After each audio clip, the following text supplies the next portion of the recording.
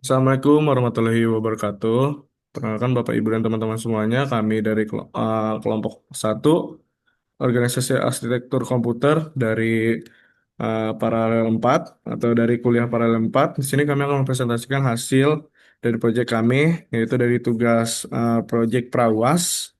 Dan di sini kelompok kami ada saya sendiri, Duduk Alvin Amaloban Tobing, ada teman saya, Wildan Hatami, Arif Abdurrahman, dan juga Naufal Rama Koswara. Nah, jadi berikut adalah kode assembly dari proyek kami, yaitu adalah menghitung luas permukaan kubus. Kurang lebih seperti ini kodenya, dapat dilihat sendiri. Nah, jadi kurang lebih seperti ini dan untuk hasil dari di compile-nya menggunakan one compiler hasilnya adalah seperti ini. Enter site length-nya eh, itu surface area-nya 216. Ya, kurang lebih seperti inilah. Langsung aja di sini saya akan menjelaskan pertama-tama untuk mode pengalamatan. Nah, jadi mode pengalamatan dari metode yang digunakan, sorry, mode pengalamatan adalah metode yang digunakan CPU untuk mengetahui di mana data yang akan diolah berada. Nah, jadi di sini ada namanya immediate addressing atau nilai langsung. Eh, dari kodenya di sini ada move EX, 4 atau imul EX, 6. Kurang lebih kodenya ada di atas ya tadi. Nah, jadi kode ini tuh pada baris nilai 6, yaitu sebelah sini, itu disematkan secara langsung di dalam perintah itu sendiri untuk jadi pengkalinya. Lalu ada register addressing atau data di dalam register. Kodenya itu move esi, eax. Ini adalah setelah input pengguna diubah dari teks menjadi angka yang tersimpan di dalam eax, itu nilai tersebut disalin ke register. EXI. Operasi ini sangat cepat karena CPU hanya memindahkan data antara dua lokasi internalnya, register EX dan juga ESI, tanpa perlu mengakses memori utama. Nah, terus lalu ada direct addressing atau data di alamat tertentu. Kodenya itu di word 10. Nah, kodenya kurang lebih seperti inilah. Itu saat hasil perhitungan angka perlu diubah kembali menjadi teks. Nilai tersebut harus dibagi dengan 10 berulang kali. Nilai 10 ini disimpan di memori dengan label 10. Dengan menulis 10, CPU diperintahkan untuk mengambil data yang ada di alamat memori bernama 10. Alamat ini bersifat tetap selama program berjalan. Ada juga register indirect addressing atau data di alamat yang ditunjuk register, kodenya itu move BL ECX. Ini adalah kunci dari pemrosesan input. Register ECX berisi dari alamat string yang diketik pengguna. Tanda kurung berarti lihat isi dari alamat yang ditunjuk oleh. Jadi move BL ECX bukan menyalin nilai ECX, melainkan mengambil satu karakter dari alamat memori yang sedang ditunjuk oleh ECX dan memasukkan ke register B1. Register ECX ini bertindak sebagai penunjuk atau pointer yang dinamis. Selanjutnya di sini untuk nomor 2 akan dijelaskan oleh teman saya. Oke, selanjutnya yang kedua ada instruksi aritmatika. Jadi atau logika perhitungan kode. Jadi ini adalah instruksi yang melakukan semua operasi matematika dalam program. Yang pertama ada mengubah input teks ke angka atau log. Ini jadi sub BL0 ini setelah satu karakter angka misalnya 5 diambil ke BL, karakter itu masih dalam format teks atau kode ASCII-nya. Nah, baris ini mengurangi nilai ASCII 5 dengan nilai ASCII 0 untuk mendapatkan nilai numerik 5.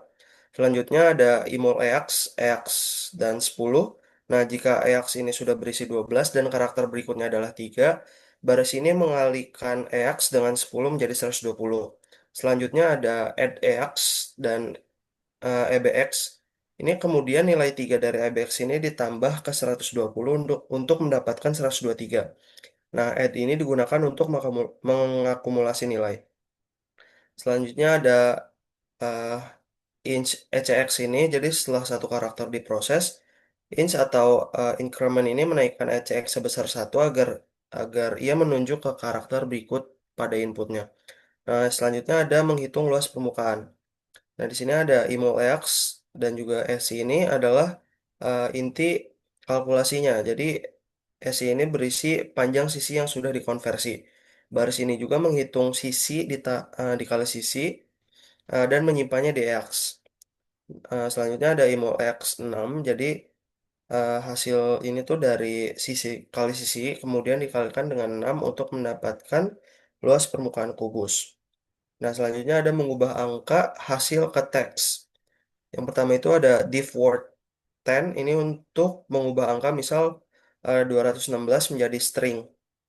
Baris ini membagi 216 dengan 10, hasilnya itu EX-nya itu 21, ini hasil bagi. Dan EDX-nya itu 6 dari sisa yang dibagi.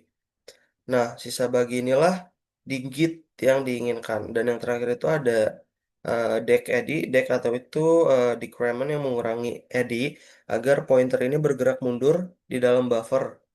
Nah, ini tuh untuk mempersiapkan tempat untuk digit berikutnya.